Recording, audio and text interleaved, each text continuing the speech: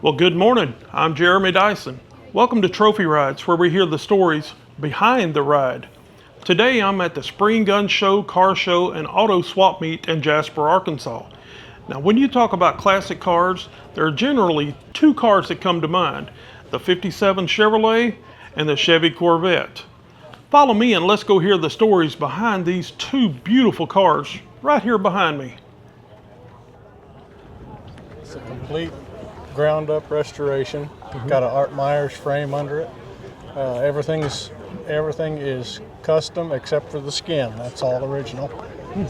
And it was finished in 2004 by Bruce Smith in Clarksville, Tennessee at Chevy Restoration Classics.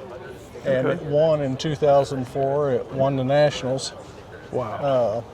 And then I purchased it.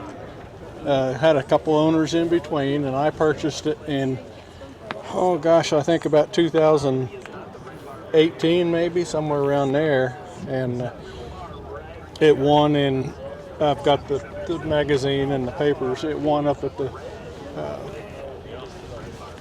Springfield Nationals, the NHRA or the NRA.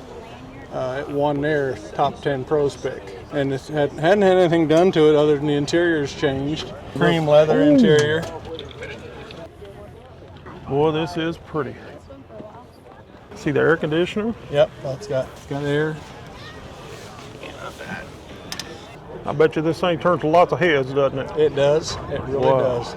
Pretty proud of it. I didn't get it real cleaned up here. I didn't realize that. I pulled out of the garage. It was kind of dark. I didn't know those bugs attacked me. It had a LT2 in it, and it's got a LT1 in it now. I was going to ask you what that is. Runs great. I take it anywhere. It's just really exceptionally well-built car. And is this your vet here too? It is. That's a 63, all numbers matching, ground up restoration. That car came out of Arizona.